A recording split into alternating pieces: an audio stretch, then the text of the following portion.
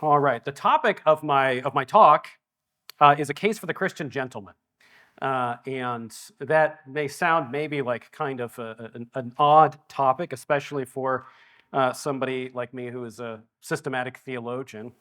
And I would be plenty happy to speak about the communication of attributes and the two natures of Christ this afternoon. But as I saw that the majority of speakers are speaking on issues that are particularly facing us in our culture today, I have a different topic in mind. Now, I want to start by talking about kind of the dilemma that one of the many dilemmas that we're in our society. And this has been touched on a little bit already, especially in Dr. Truman's talk at the end with some questions regarding young men in our society. At this point, it is really indisputable. It's kind of obvious that the boys are not all right. Right? The men and boys in our society are facing a time of crisis. A recent book by Richard Reeves, titled Of Boys and Men, lays out some of the statistics that you probably have heard at different points and puts them together to show exactly what this crisis is that men and boys are facing. And so just a few statistics to start us off. Nearly 3 out of 4 deaths of despair are men. Now, we actually heard a little bit about the deaths of despair statistic prior to this. And deaths of despair are things like drug overdoses, suicides. Nearly 70% of divorces are initiated by women. This statistic is just very real to me as I look around at my many male friends my age, maybe a little younger, maybe a little older, and I hear the same story again and again and again. That the woman feels like leaving not because of any infidelity on the part of that particular man, but because she just doesn't feel love in the marriage anymore and wants to go off and do something else. Now, educationally, there is also a significant crisis that men are facing. Only 43% of bachelor's degrees are awarded to men, 57% of them to women. Just 2 out of 5 associate's and master's degrees are earned by men, whereas 3 out of 5 are women. But ultimately, I think the most clear way that we can see that men are facing a crisis is simply that they have lost their traditional role in the home.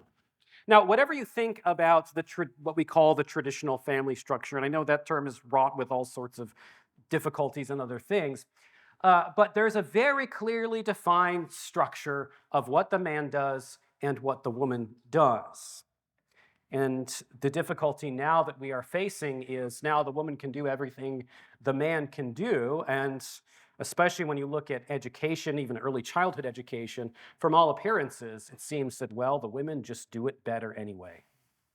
And so men are in a time of despair. Now, in this time of crisis for men, we can respond in different ways, and people have responded in different ways. And I think many of the ways that men have responded to the crisis that they are facing are extremely unhealthy. And what I want to do is offer an alternative to some of the unhealthy perspectives on what it means to be a man, particularly those that are fed by the algorithm of TikTok, YouTube, and whatever else it is that young men are viewing. Now, in 2016, many things happened in our culture, significantly, politically. But one of the things that I found rather troubling in 2016 was the rise of the so-called alternative right. And what I saw in the alt-right at the time, and experience since has only proven this to be correct, is essentially what we were seeing was what happens when we develop a post-Christian right. It's essentially what the alt-right was formed really to be. Now, I know that the rhetoric changed significantly, and now it's hard to say if there even is a movement at all that has that name.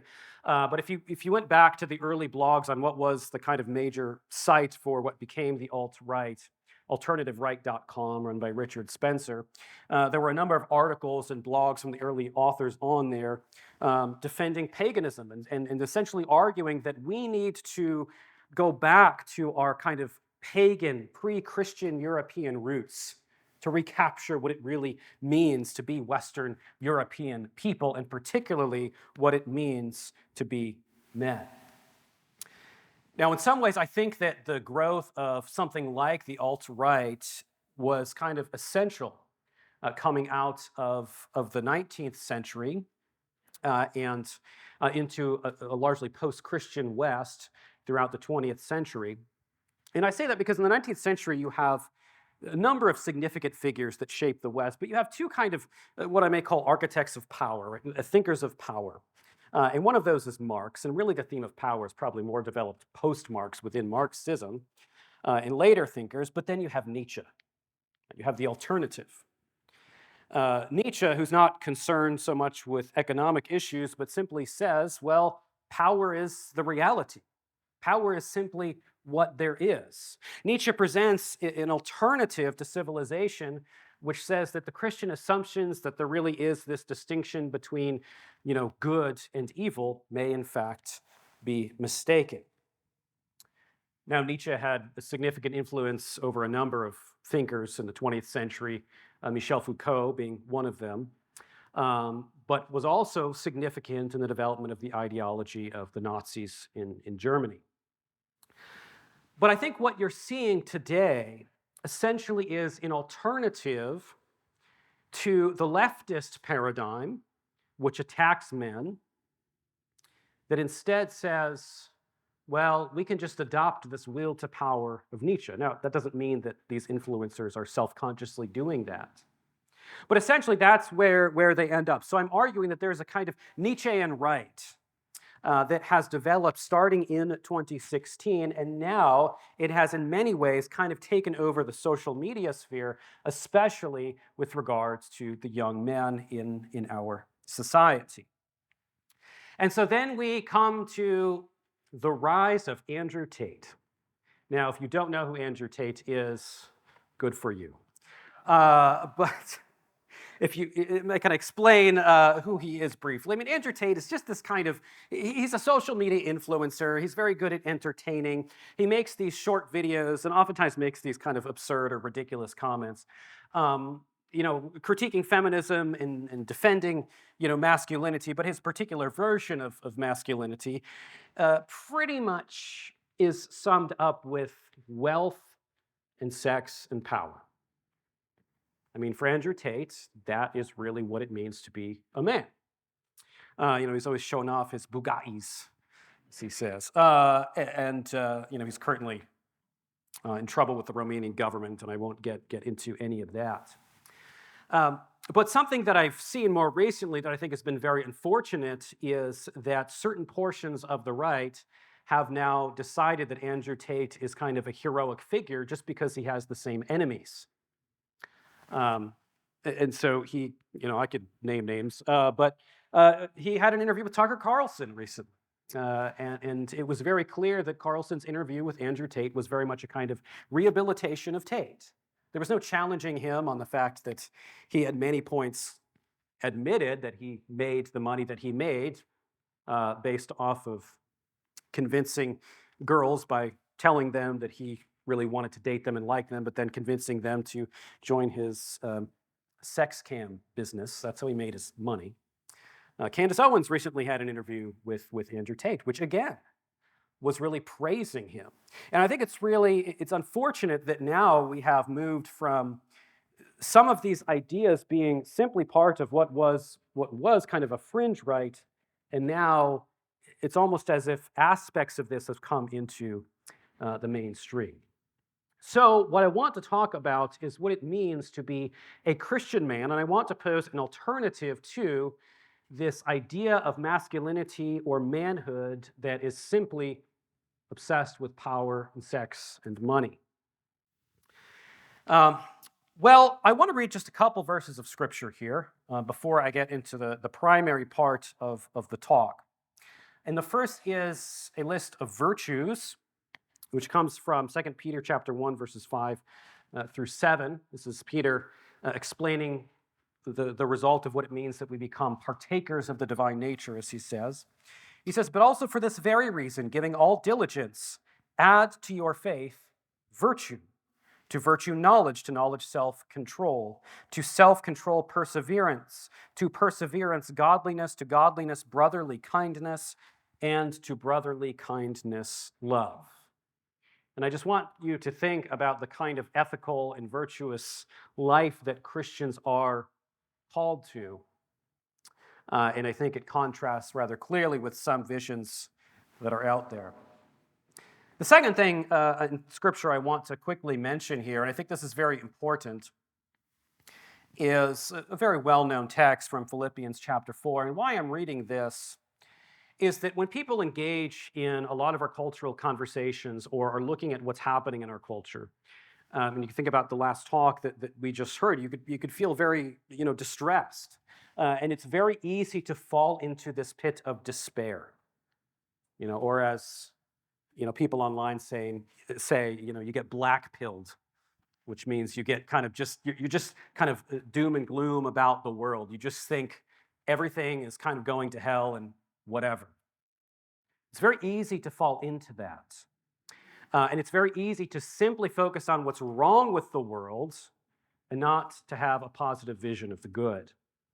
So I want to give us a reminder from St. Paul's letter to the Philippians. He says, "Finally, brethren, whatever things are true, whatever things are just, whatever things are pure, whatever things are lovely, whatever things are of good report, if there is any virtue, and if there is anything praiseworthy, meditate on these things." And so I want to urge us as Christians not to ignore the ills of society by any means, but to always keep our focus on that which is good and true and beautiful. Because what I see in a lot of the kind of reactionary right that's happening right now is that the focus is more on what's wrong than what is true and good. And yes, people do need to see what's wrong. Right? If you're a Lutheran here, we talk about the law and the gospel. Right? The law diagnoses the problem. That's essential. That's necessary. But what is good must always be our end focus and goal.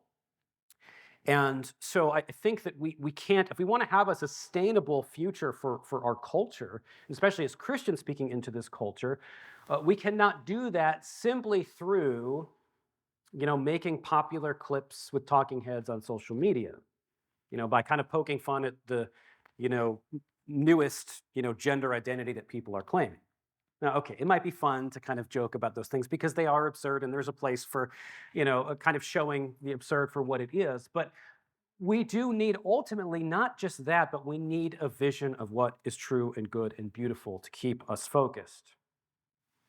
So what I am proposing is an alternative that is the idea of the gentleman. What I'm saying is this is a healthy view of what men can and should do in society. Now, when I use this term gentleman, I'm drawing on a particular figure in a particular work, and that is James Fenimore Cooper. I'm drawing on his book, The American Democrat. James Fenimore Cooper, his years are 1789 to 1851. You may have heard of him from his very famous book, The Last of the Mohicans. He was sometimes considered kind of the first great American novelist. But along with his 30-something novels that he wrote in his lifetime, he had a significant amount of social insight and social critique. And in many ways, in reading this text, I think he was quite prophetic about the problems in American society. He certainly seemed to foresee a lot that did come to pass, and he gave a number of proposals for how he thinks these issues could be dealt with, and I think that they're still relevant in our world today. Now, just to address this really quick, 'cause yes, he has the same last name as me, all right? Yes, I'm Cooper, he's Cooper. And if I've talked about Cooper, people ask, are you related to James Fenimore Cooper? What I have found is that the Cooper family that I come from and his Cooper family both came from Warwickshire, England in the 1640s to Western New Jersey, and were both Quaker families. So most likely it was the same family. But I have been unable to actually locate a source that identifies who the Cooper was that birthed the first Cooper that came to the U.S. on that side of the family. So most likely there actually is a relation, but maybe not. I can't prove it. So. Okay, well, James Fenimore Cooper was part of the Cooper family that founded Cooperstown, New York. Now, they were kind of considered one of the first maybe elite families in the United States. Russell Kirk mentions them in his book, The Conservative Mind. He has a chapter on this, excellent book if you haven't read it, on James Fenimore Cooper, and he refers to them as kind of an early American aristocratic family, if there was such a thing in the United States. He attended Yale University. He was actually kicked out because he blew up his neighbor's door in his dorm room. I don't know. Sounds like a wild story. But but in this text, Cooper outlines three different kinds of society. It's called the American Democrat. And it may sound like I'm really just talking about politics. I'm really not, and you'll see why. Because I'm not proposing any kind of political policy that's kind of beyond my particular realm of expertise. But he distinguishes between three different kinds of societies. And this distinction largely comes from his spending a significant period of time in Europe. And like a lot of more moneyed families in early America, and today as well, he spent a significant of time kind of going back and forth between, Western Europe and the northeastern United States. And so he distinguishes between a society that is based on a monarchy and an aristocracy and then a democracy. So he's writing about the democratic society in America, and in this work, he gives insights related to what he's seen in these other cultures, these other countries, and seeing what's going on in the US. And he has plenty of areas of critique for each of these. But first, let's start with a monarchy, a kind of monarchic system. There are some good things, he notes, about having a kind of nobility in a society. One is that you actually do have someone to imitate, right? You've got kings and queens are people that are looked up to in society. You do kind of have a role model, right? You have someone that is a kind of figurehead of society. And yeah, maybe we have this in the presidents, kind of, but not really nearly in the same way that you have in a monarchy. But the influence of a king or queen, or just the whole of the royal family in general, can impact the entirety of a society. So, we see this in even kind of inconsequential ways, even today. So, if you're a man and you wear a suit jacket, what do you do with your bottom button? You leave it unbuttoned, right? They're made to be like that. Now, have you ever wondered why that's the case? It's kind of strange. Why do they make a button on a suit jacket that's not supposed to be buttoned? What the heck is the point? You got the hole, you got the button. Well, it was actually a king of England who just didn't feel like buttoning his bottom button, and everybody copied him. So you do see that even in the United States. People are still interested in the royal wedding, right? But there are other things that are beneficial about a monarchy. One is that they fund culture, right? The nobles commission arts. They can assure that there are arts, music, or painting, or operas, or whatever it might be in the society that they are in. Having a monarchy also assures some kind of cultural stability and structure. You saw this with the recent, coronation. And there were a lot of people were watching the coronation, but a lot of people were also writing about the cultural significance of watching the coronation because it was so ornate and so different than anything we see in our society, because that is a place where tradition is still preserved. And so culture, stability in culture, is in a way preserved by the monarch. But there are, of course, many drawbacks to especially a strict monarchy. And one example of that is you don't have the same kind of freedom of expression in a monarchy generally than you do in a democracy. Just as one example of that, Giuseppe Verdi, the famous musician, composer, who composed some of the greatest, if not the greatest, operas ever written, composed one particular opera named Rigoletto. Now, If anybody's ever seen Rigoletto, I don't know if there are other opera fans in here, but um, in Rigoletto, there is a character who is a bit of a womanizer, and a lot of the story surrounds him and his misdeeds, and he causes all sorts of problems and issues throughout the performance. Now, this character in the first draft was portrayed as a French king. Now, Verdi was Italian. However, there was fear that, hey, if we let him criticize the king, this isn't going to get performed. People are going to get mad at us. It's going to make an issue in our society. So they have censors. They actually had censors back then, and they said, you can't do that. So he made him, it's like Duke instead, right? So he's not a king.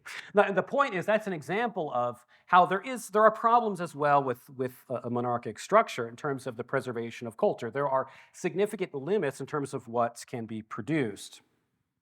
Then we have an aristocracy.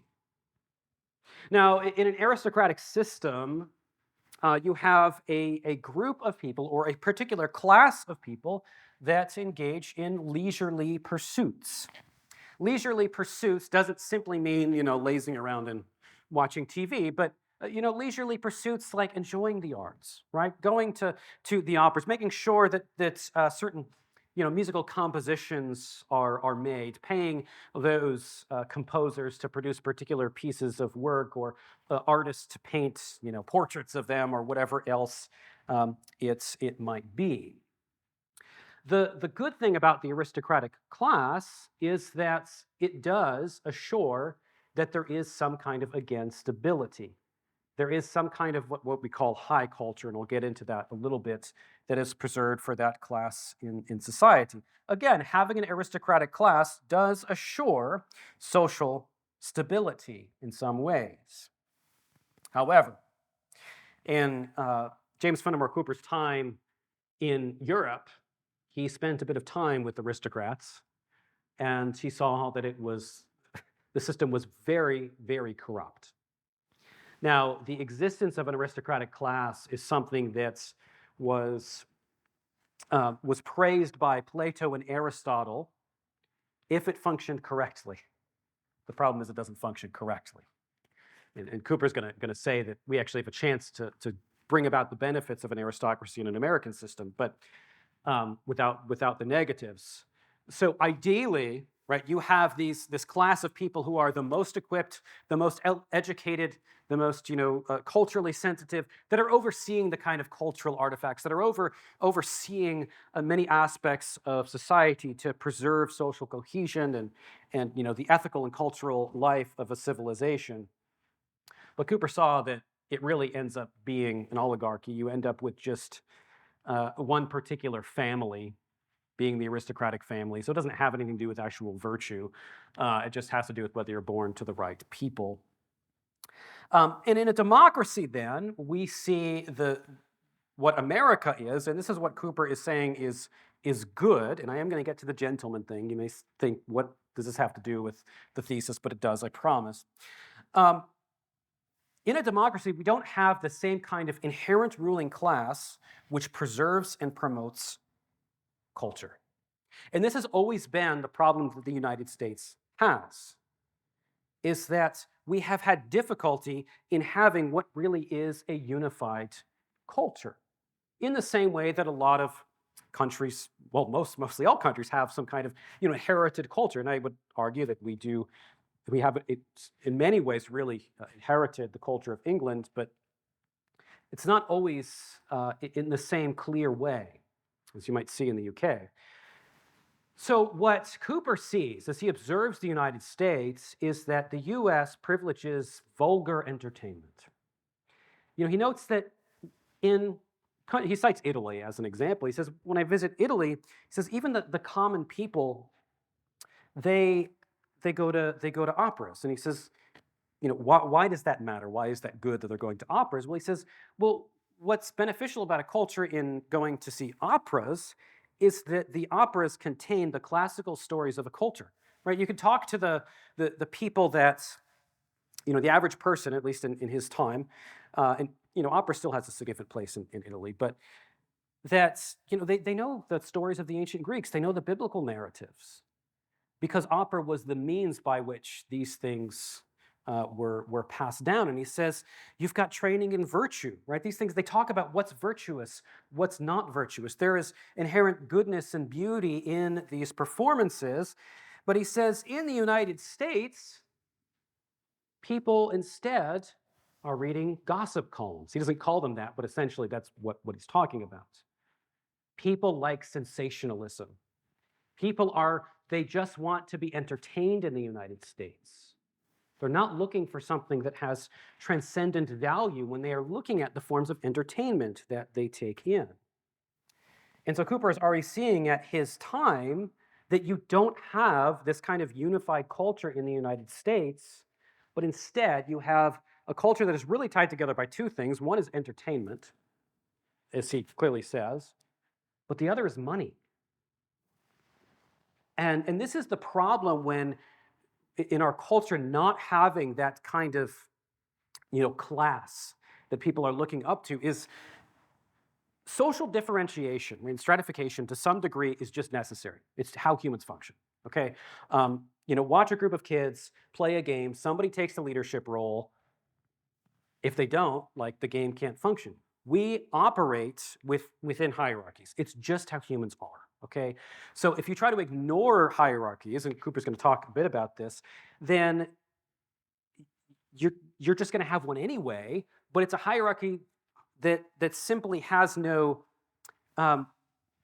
nothing standing behind it that's been thought out, right? So in America, because we're so significantly concerned with wealth, those at the top of the chain just become those who have the most money. And if you're talking about the top class in the United States, the elites, and when you say elites, you think of a lot of the public figures maybe that are out there. A lot of the elites are people that you never see. They are very wealthy families that fund the things that they want to fund to benefit their own particular interests. And so it has historically, really in the United States, been money more than anything else that creates that elite class. The fact is this: we need to acknowledge that an elite class in our society is going to exist because an elite class in every society exists. And I don't think the right response is to say all the elites are bad. Instead, it's to say we need an elite that is good.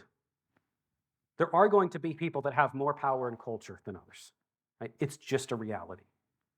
I do chaplaincy work at Cornell University, and we are working. It's an Ivy League school, so you work with students who are all very, very intelligent, but it does become very clear when you're working with students in that kind of environment that there are some students that are there because they have achieved academically very well, and there are other students that are there because of their families, right? There are the students who, they come from money, and they're put into the right fraternities with those who are going to get them the jobs that they then take on Wall Street. It's a very clear path, and you talk to students who go through this, most of them kind of stick to themselves, but it's this same group of people that is really in charge, but we don't necessarily see them. But what makes them the elite is, again, money. And what Cooper tries to argue here is this. I also think, just quickly, I think it's interesting that Cooper lived before the Gilded Age, by the way. There were no Rockefellers when he was writing, but he predicted exactly that. He was saying, this is exactly what's going to happen. He was right. But Cooper says, what America needs is a class of gentlemen. Is a calling that I think speaks to us. He says we need a group of people in the United States that not by birth but by intentionality are dedicated to promoting and preserving cultural values. What I'm really talking about here is the transcendentals, right? Truth, goodness, and beauty. And so Cooper calls us to say we need to have an intentional group of people that purposefully adheres to these transcendentals and learns and teaches and preserves them in their cultural artifacts in one way or another. And he says the benefit of this is that he says the U.S. is a meritocracy, and because of that, we don't have to just rely on family heritage. It's kind of ironic that Cooper's saying this because he's kind of is elite because of his family heritage too. But what he's saying is you have more social mobility in this way. You don't just have to, because in an aristocracy, you've got these people that kind of control culture, but they may not be equipped to do so at all. It may not be their temperament to do so, and they may do it rather poorly. And he's saying in the democracy, we have the freedom to kind of move up and down, to maybe move into that group, regardless of your family lineage. So what exactly is then the gentleman that Cooper calls for? Well, he defines the gentleman as one who is defined by, and I narrowed it down to three things here that he mentions. One is refinement, the other is manners, and then the third is education. Because of the many blessings that we have in the United States and the reality of social mobility, not possible for everybody, of course, and not perfect, but relatively speaking, it functions far better than anything else that I know, and that's the point Cooper makes as well. But we have this inherent love of equality. We talk a lot about equality. And I'm sure you've heard people make a distinction. Cooper himself doesn't use these terms, but he basically makes this distinction of a difference between an equality of opportunity and the equality of outcome. Where equality of opportunity is to say that everybody has the same opportunities to do the same things. Equality of outcome says that you have to have, the same number of, say, men and women that are doing this job. And Cooper already at his time is seeing that there is this kind of push toward that equality of outcome. And he says, essentially, that if what we want is equality of outcome, it is an actual impossibility for all people to be raised to the highest standard. It just is. That's a reality. You might not like it, but oh well. Not everybody can be raised to the highest standard in every field. So he says, well, what's the alternative? Everyone is brought down to the lowest standard. And Cooper says that's essentially, if we don't do this, he says that is what is going to happen in the United States. If we don't intentionally have this class of gentlemen, we are going to become all just the lowest of the low. I mean, isn't that kind of what we saw with the birth of cable television? Right? What things do we relate on? Like the dumbest things that are meaningless and pointless, or pop songs that we relate to. I always think it's kind of sad when I see, people say my age, I'm a millennial, right? So if you see, other fellow millennials, you meet a millennial, oftentimes the things that you relate on are just like the TV shows that you watched as a kid. Why? Because that's the only common culture you have. There's some dumb show you watch on Nickelodeon that's irrelevant. And that's also causing all of these other issues of these total divides between age groups. We're so obsessed with the boomer versus the Gen X. If anybody talks about Gen X, sorry, Dr. Phillips, nobody talks about Gen X for whatever reason. But or the Zoomers or whatever, because if we don't have that common inherited culture that is not just temporal, then all we have are these little blips of entertainment that become our culture, that shifts over and over and over again. There's nothing transcendental about that at all. There's nothing that's going to remain consistent about that. And so what Cooper is going to propose is that this group of gentlemen needs to be concerned with cultural preservation, and not just any culture, but high culture. Now, the term high culture, it's developed the term is first used in the 19th century, but it's much more common in sociological discussions in the 20th century. But high culture essentially are those cultural products that are inherited by past generations and will continue to be passed down.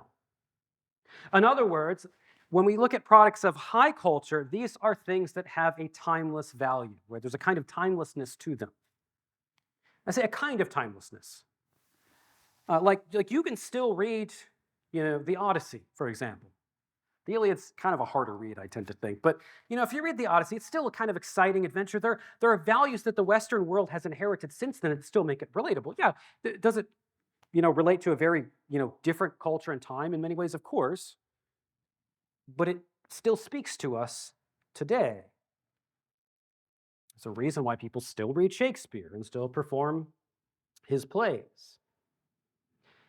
Products of high culture then reflect timeless beauty, values, and ideas. The benefit of things that have been passed down, for generations is that they've been tested, right? The worst of them have been thrown out. And, this is something that I say to people who are talking about like worship music. People talk about, why is it bad to use contemporary music? And I think there are a lot of things to be said about that. But one of the benefits of the hymnody of the church is it's not that there haven't been bad hymns. There have been a lot of bad hymns, but there have been many centuries and generations for people to forget the really bad ones. Is it true that everyone that's been preserved until today is good? No, but you've got a better chance of having the good ones remain, right, than the bad ones. You have this kind of refinement that just happens necessarily. Just as generations pass on, there are certain things that speak generation to generation. So the products of high culture naturally do that. They are not made to be forgotten. This is the opposite of pop culture. Now we can distinguish between three kinds of culture, right? There's high culture, there's folk culture, and then there's pop culture. And the one that I'm really going to go after is, and I could say way more about this, but is pop culture. Folk culture can also be, I think, transcendent as well, just as high culture can. But pop culture, it's made to entertain. It's why it exists. You watch a show like, I don't know, The Masked Singer. No offense if you're a fan of this show, but like you got people in like weird costumes singing and you have to guess what celebrity it is or something. You're not going to get anything transcendent out of that, right? Nobody's going to remember that show exists in 10 years. But that's what pop culture does. It simply entertains. So the thing is, it's not created to endure. That's not why it's made. It's not supposed to last generation to generation. It is made to be thrown away. So we have a culture that just throws everything away. We throw history away. We throw literature away. We buy clothes that are made very cheaply because we don't care about fixing things. That's just how we live. We throw friendships away when it's not convenient for us. But this preservation of high culture reinforces those long-lasting social bonds, those long-lasting products of culture. Pop culture is often created just for financial reasons to please an audience. And you can usually tell the difference. Watch Star Wars Episode 7.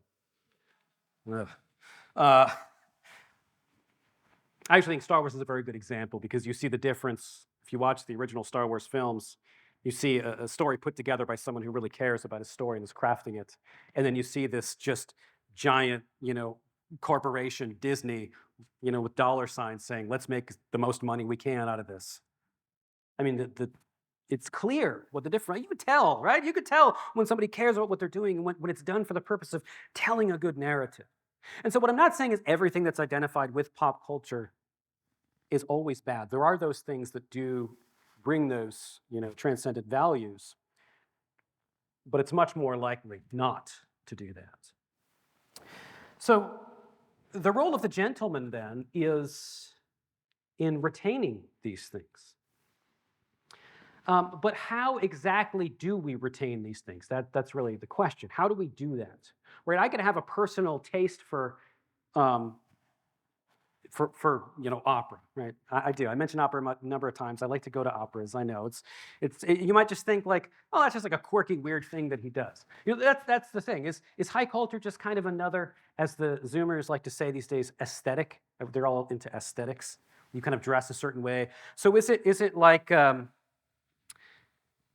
is it just kind of LARPing, if you know what that means, like live action role playing, pretending, right? Like, well, I like to be kind of weird and wear old-timey stuff or something. That's not what I'm talking about. That's not what Cooper's talking about here.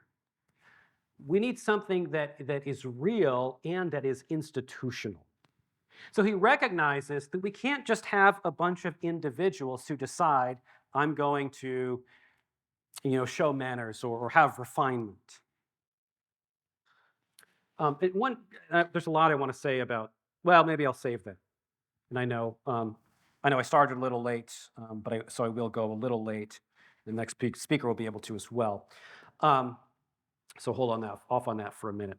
So this, if it's a class, right? If there's a gentlemanly class, Cooper says they cannot exist just independently. We cannot just exist as a bunch of separate individuals who just happen to have, one distinctive taste. What he's arguing for is the opposite of that. We have too much of that. So it's not that we just happen to have, different tastes because it makes us feel fancy or something.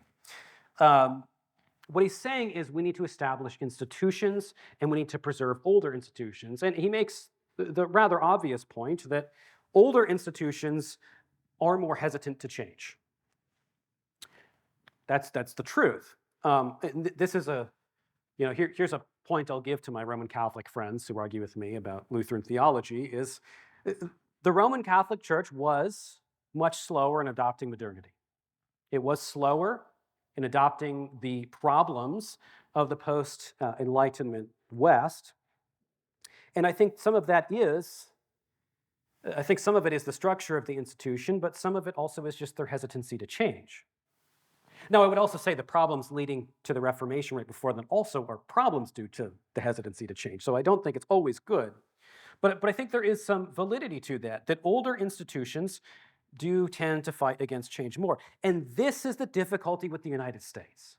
Because Cooper says, look, so we've got Cambridge and we've got Oxford, they have these long histories, but now in the United States, we've got, what were then newer institutions.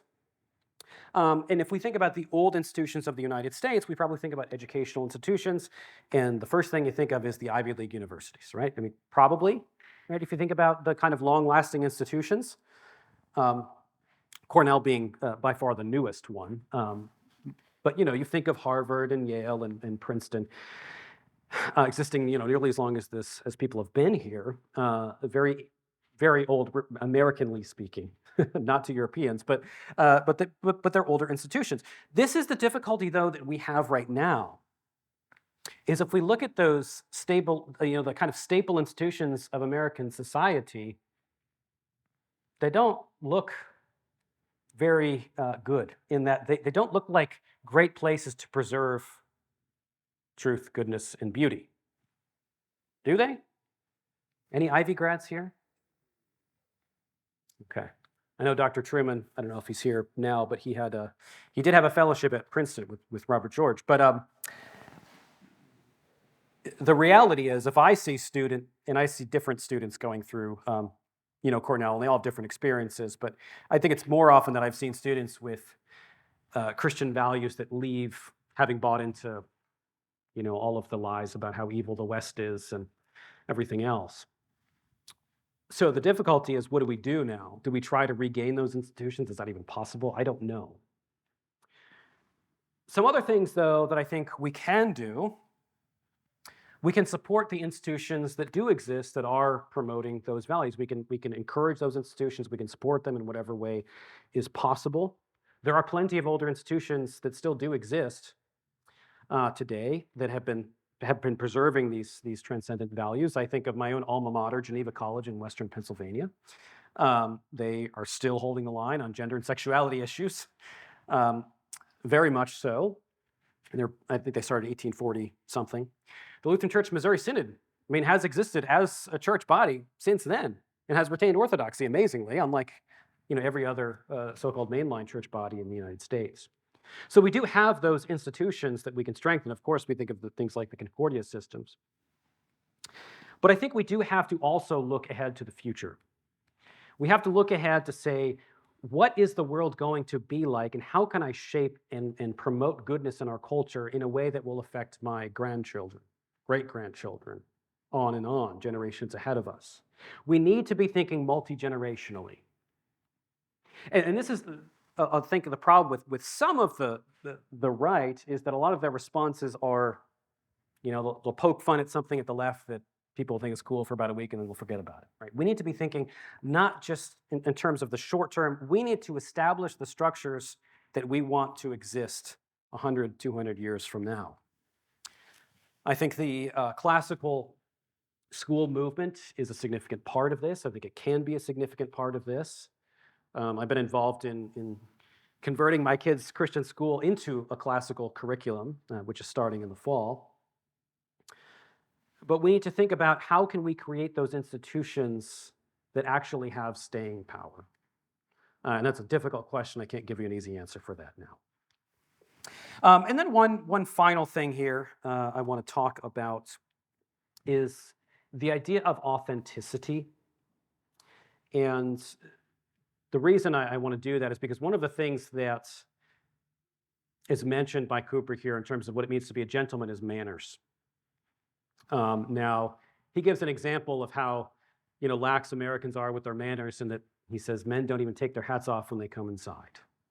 And that's a rule that some of you probably know. I'm looking around. Any of you guys have a hat on? But why does that part matter is the question I really want to ask. Now, I want to say, if there maybe is any one problem with our culture that has led really to the gender, sexual revolution and everything else, it's this obsession with authenticity. And this obsession with authenticity says that who I really am is something that is inside of me, which is how I feel, and the best thing I can do is whatever I feel. It's a lie. It's a lie for so many reasons. Authenticity is not mentioned in a list of virtues in Scripture. Aristotle didn't encourage us to the virtue of authenticity, because your authentic self and desires may be really bad. So authenticity is something that as Americans, we tend to prize above everything else. Be yourself, right? Every kid's TV show says this over and over and over again. Be yourself. Be whoever you want to be. You're not supposed to be yourself. You're supposed to be who God created you to be, whoever that might be, even if you don't like it. Sorry. But what's happened in our culture, Frank Sennett, who's a sociologist, has a book where he talks about the inner and outer man. And essentially he says that we've had this shift in society where in the past there was the outward self and then there was the inward self. And not as this kind of dichotomous, totally two separate selves, but there is a level of appropriateness in terms of who you display yourself as in public that is not appropriate when you are meeting somebody, so I'm sorry, I'm mixing up my thoughts here. So there's a level of appropriateness that's not appropriate when you're with that is appropriate when you're with your family, say your closest friends. It's not appropriate in a public setting, right? There are certain things that I could say to my wife that I shouldn't be saying to you right now. And even in the church, we've done this where we've said, like, oh, authenticity is great. So, the pastor can come and confess his deepest, darkest secrets in his heart to the congregation, and then they relate to him because he's being authentic. That's a completely inappropriate thing to do. There is a level of social appropriateness. And so what manners does is it forces us not to just be this inward self when we go and meet people or when we engage in social interactions. It actually gives us a way to say that when we are interacting with people, we have agreed upon rules so that we are a community and we are communally interacting with one another by those same rules.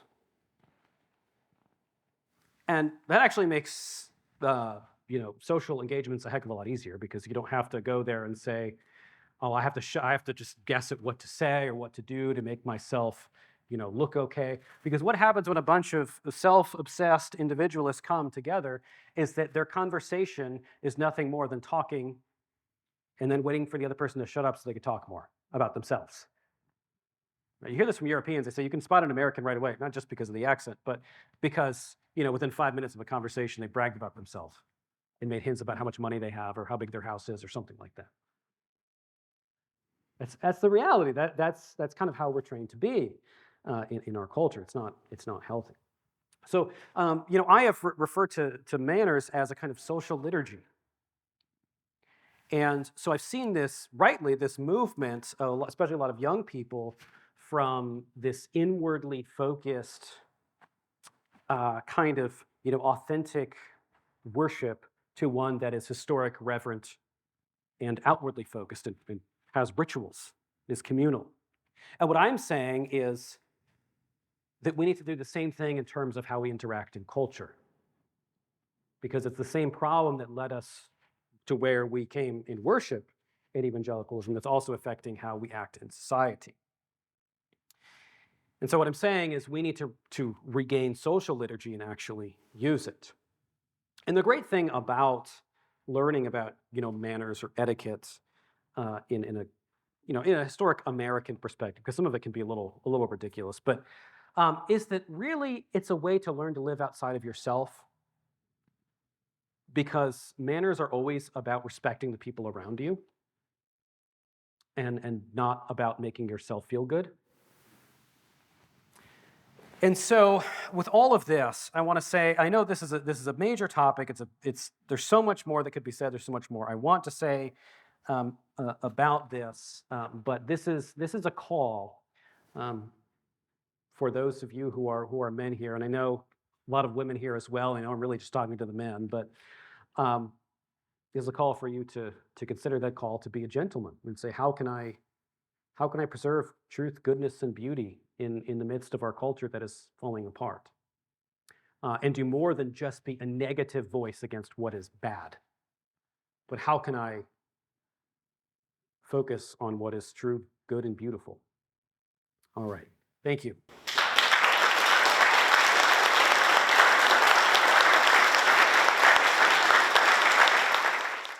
Thank you, Dr. Cooper, for the paper.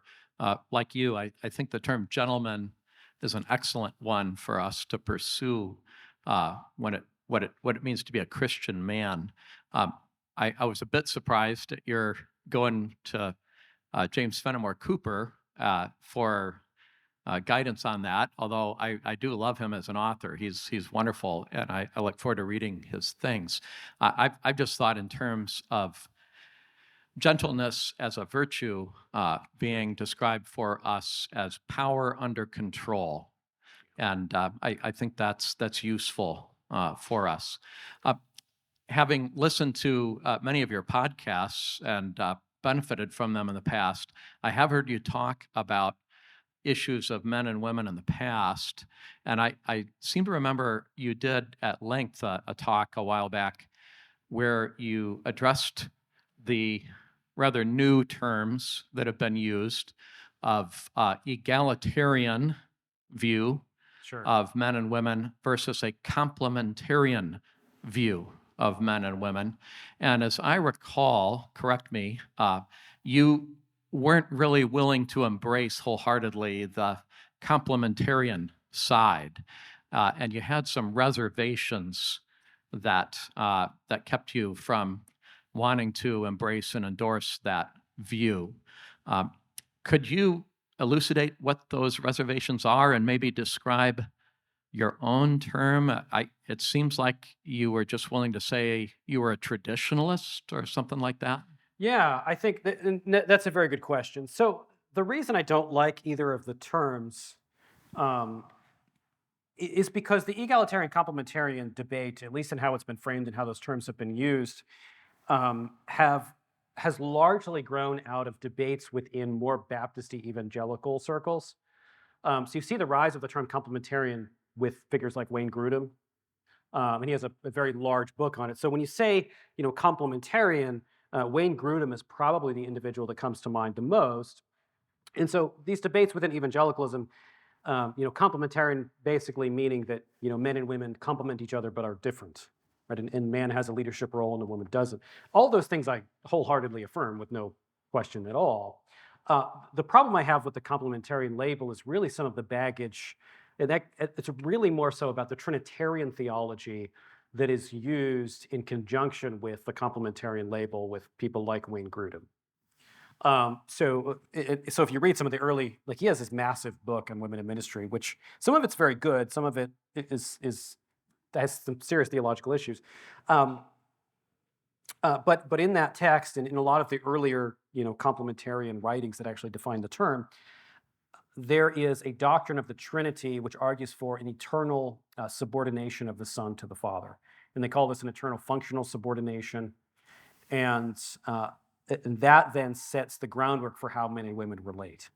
So the argument is that the Father and the Son and the triune Godhead are equal ontologically in terms of their being, but the Son always submits to the Father. And that then becomes a model for how the wife submits to the husband. Um, that has, I think, enormous problems in terms of Trinitarian theology. In order for the Son to eternally submit to the Father, you have to have a distinction in will between Father and Son. Classical Trinitarian theology does not distinguish between the wills of the triune persons. They argue that there is a shared will. I know that kind of gets to the complexities of Trinitarian theology, but the primary reason I don't like the complementarian label is not really because I disagree with what it says about men and women, but really because of how it frames that around Trinitarian issues.